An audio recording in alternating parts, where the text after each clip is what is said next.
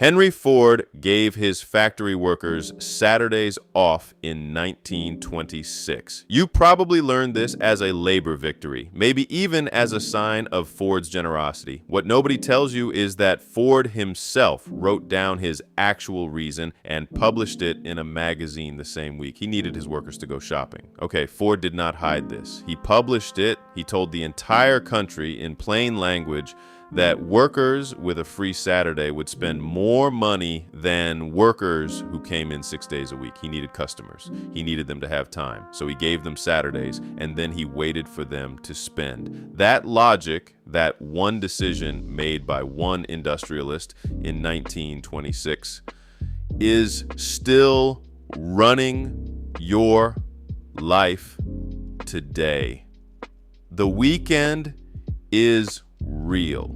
The system built on top of it was never designed for your benefit. To understand what Ford was actually doing, you have to understand what life looked like before he did it. Before the 1800s, most people worked on farms. You worked hard, yes, but work followed the seasons, followed the weather, followed the needs of the land. There was no clock punching, no shift schedule, no foremen watching. You rested when nature let you. You celebrated religious holidays, harvest days, village festivals. In medieval England, the average laborer worked somewhere between 150 and 200 days per year. The rest was recovery, celebration, or weather. All right, then the factories came. In the 1800s, industrialists needed their machines running as many hours as possible. Machines did not eat, machines did not sleep. And in the early years of the Industrial Revolution, workers were treated roughly the same way.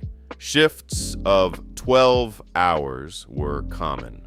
14 was not unusual. Many workers came in 6 days a week, sometimes 7. Children worked alongside adults. There was no minimum wage, no overtime law, no safety code. If you needed the income, you worked whatever hours the factory said. In 1817, a British factory owner named Robert Owen proposed what seemed at the time like a radical idea. 8 hours for work, 8 hours for rest, 8 hours for what we will. He built a model factory town in Scotland and proved his workers could be productive on a shorter schedule. Almost no one listened. For the next 70 years, the fight continued. Workers organized. In 1886, the center of it all was Chicago. On May 4th of that year, someone threw a bomb into a crowd of police officers at Haymarket Square during a labor rally. 8 men were arrested, 4 were hanged. The backlash against the labor movement was severe. But the demand did not go away. Samuel Gompers and the American Federation of Labor kept pushing. Labor Day became a national holiday. Strikes grew longer and more costly for employers. Over decades, the 8-hour day slowly spread through American industry, extracted by force, one union contract at a time. Yeah, that was the world in 1926 when Henry Ford made his move. Henry Ford was not who he appeared to be. He was deeply hostile to unions and ran one of the most surveilled workforces in American industrial history. His sociological department sent investigators to workers' homes, unannounced, to inspect whether their kitchens were clean and their bank accounts showed regular savings. The price of working for Ford included your domestic privacy, but Ford had a mind for systems. And in 1926, he made a decision that still defines your week. In September of that year, Ford Motor Company announced that its workers would no longer come in on Saturdays. Same pay, same total hours spread across 5 days instead of 6. The announcement came through the company newsletter, not a press conference, not a union negotiation. Ford told his workers the same way he announced production changes. Workers at the River Rouge plant read this while still wearing their coveralls, hands covered in oil, standing in one of the largest industrial facilities on Earth. The complex covered 1.5 square miles, employed 100,000 people, and ran an assembly line that had been moving relentlessly since dawn. And now this newsletter said They did not have to come in on Saturday. That sounds like a gift. It was. And Ford published the receipt the same week. In a magazine called World's Work, Ford ran an authorized article explaining his reasoning in plain terms. The people who work only 5 days a week, he wrote, will consume more goods than the people who work 6. A well-paid worker with leisure time would buy a car, would take a trip, would need clothes and food and entertainment for 2 days off instead of 1. Ford was not hiding this. He was explaining it as sound business logic. The gift was a market, and the workers were the customers. What happened next unfolded fast. Department stores extended their Saturday hours. Car dealerships started Saturday promotions. Restaurants added Saturday specials. Movie theaters saw their biggest crowds on Saturday afternoons. The entire retail infrastructure of American cities pivoted toward the consumer with a free day and a full paycheck. Within a decade, Saturday had a new identity. It was not a rest day, it was a spending day. Thorstein Veblen had predicted this 30 years earlier. In his 1899 book, The Theory of the Leisure Class, Veblen coined the phrase conspicuous consumption. His argument was that people do not just buy things because they need them. They buy things to signal who they are. The more visible the purchase, the better. The car in the driveway, the new coat, the restaurant meal that others can see you eating. Veblen understood that as workers earned more money and had more free time, the pressure to spend that money publicly would grow right along with it. Okay, and the advertising industry built the infrastructure for exactly that pressure. Edward Bernays, the nephew of Sigmund Freud, became one of the most influential figures in early American advertising. He understood that people do not buy things because they need them. They buy because buying feels like it says something about who they are. Bernays manufactured that feeling at scale. He staged events, placed stories in newspapers, created what looked like grassroots movements, all in service of linking products to identity. His most famous campaign staged women marching down Fifth Avenue in New York City in 1929, smoking cigarettes in public, which was taboo for women at the time. He called the cigarettes torches of freedom. It worked.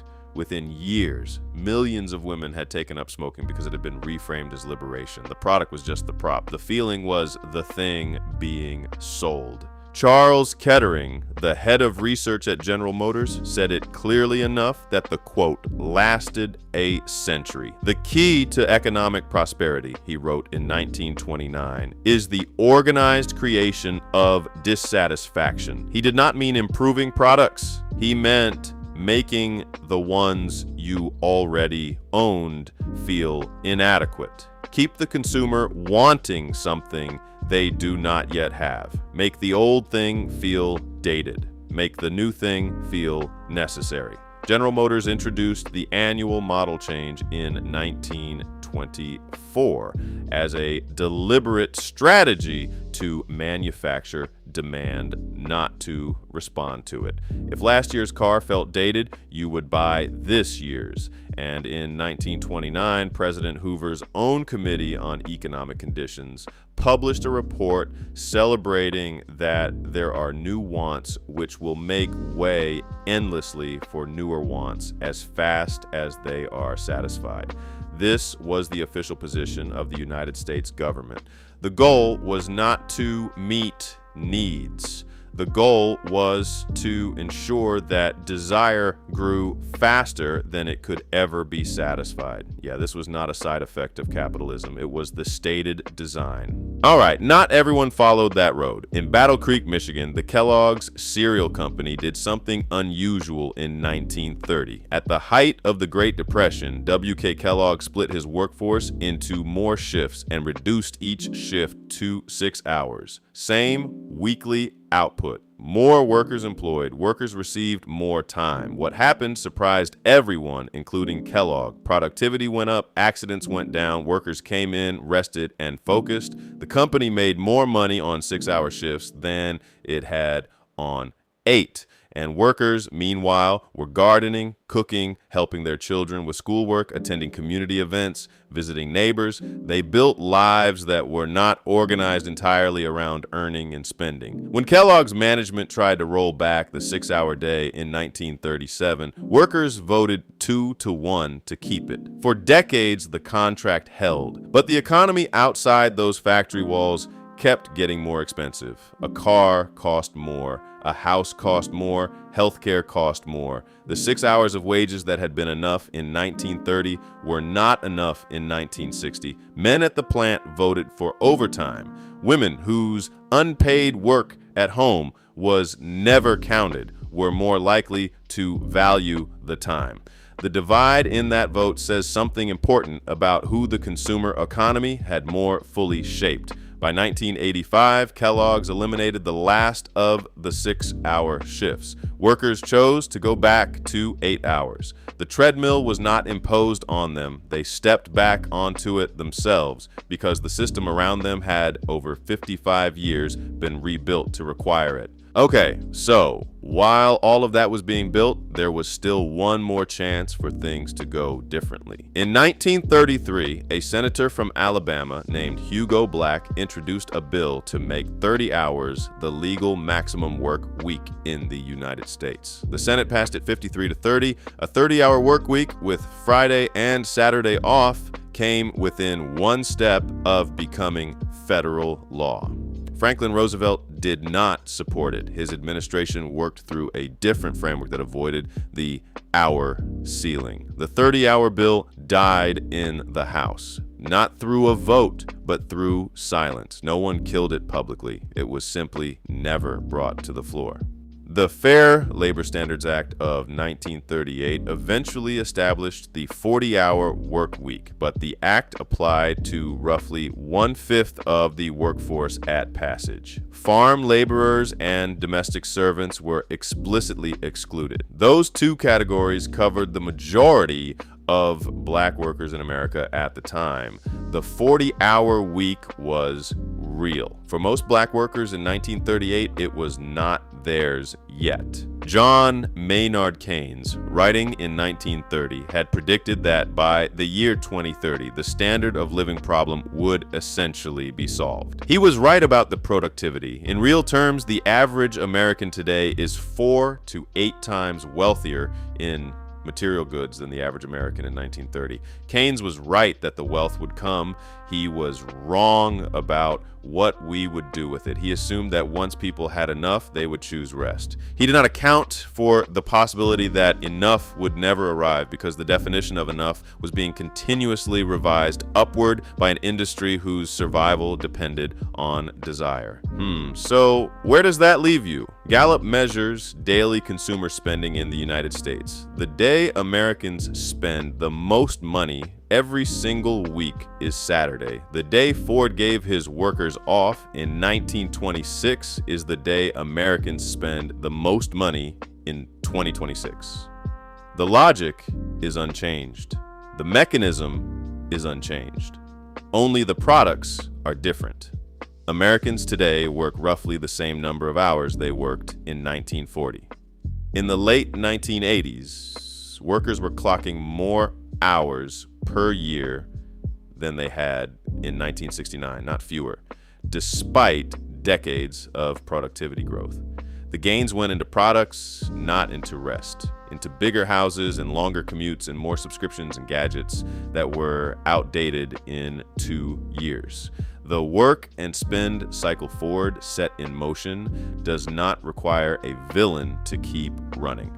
Nobody is forcing you to spend your Saturday at a mall. The system simply makes spending feel like the natural use of free time, while making the alternative, doing less and wanting less, feel like falling behind. That feeling was engineered. From the beginning, it was the product. Understanding this does not make you immune to it. But it does change the question you ask on a Saturday morning. Instead of asking what you need to buy today, you can ask something harder, whether what you are spending is something you chose or something that was handed to you. Ford gave you the weekend. He already knew what you would do with it. Yeah. If you have ever wondered why working full-time still feels like it is never quite enough, now you know part of the answer. The 5-day work week was designed not just to rest workers, but to release them into a market. The rest was the strategy. The consumer was the point.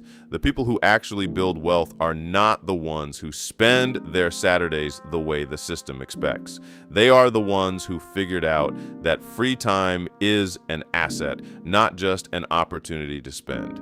If this changed how you see your own week, the next video will change how you see your own bank account.